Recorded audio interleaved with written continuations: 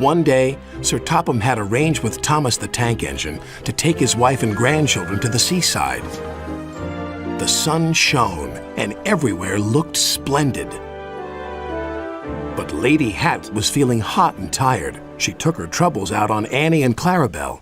"Those coaches are old and uncomfortable. Why don't you use them as beach huts instead?" Thomas was most upset. "You won't let them turn Annie and Clarabel into beach huts, will you?" "Of course not, Thomas," replied his driver, "but I must admit they could be smartened up." The next day, Sir Topham Hatt used Percy to take his family to Harold's airfield.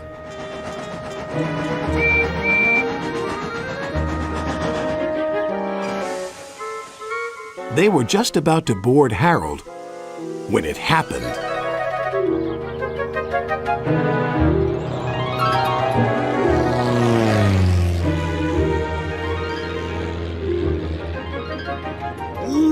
"What was that?" cried Sir Topham Hatt. "That's Tiger Moth," grumbled Harold. "It's rude and flies much too low." "So I can see. Please take us up, Harold, before there's another disturbance."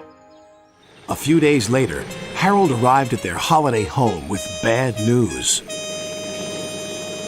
"It's Tiger Moth," said Harold's pilot. "It's gone missing.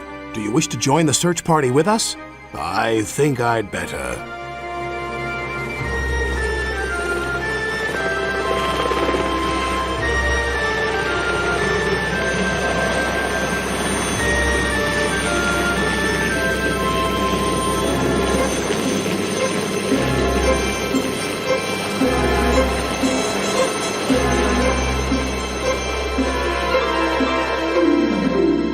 "There's Tiger Moth," called Sir Topham Hatt. Then he spoke to the pilot. "You were showing off and flying dangerously. I will speak to your controller and request that you are grounded." "Yes, sir," replied the pilot. "Now, if you'll excuse me, I shall return to my holiday." "Jolly good idea, sir."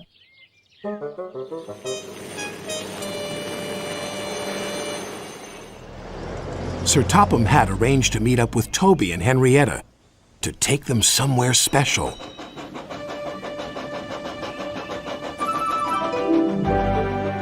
They arrived at a small river inlet. "What a beautiful boat!" exclaimed the children. "It's my special treat." Sir Topham Hatt took the helm with his wife beside him. "It's so nice to be away from the railway for once," he said to her. "And far cleaner," she replied. But life on the river is very different from that on the rails.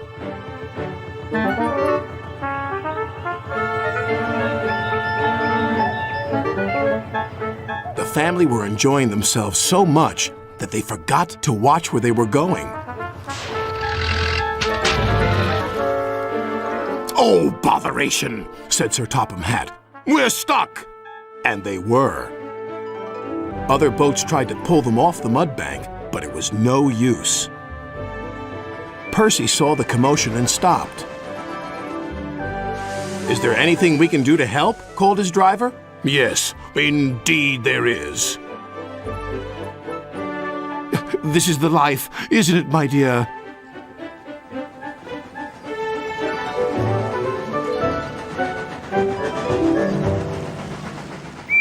Soon they arrived at a small station. There was Thomas with Annie and Clarabel, who were looking as smart as their new paint, inside and out. "My!" exclaimed Lady Hatt. "What splendid coaches! So much more suitable than those old beach huts on wheels." No one said a word. But that evening, Annie and Clarabel spoke to Thomas. "It's very nice to get compliments, but no matter what we look like, we'll always be useful, won't we, Thomas?" "Of course," their friend replied.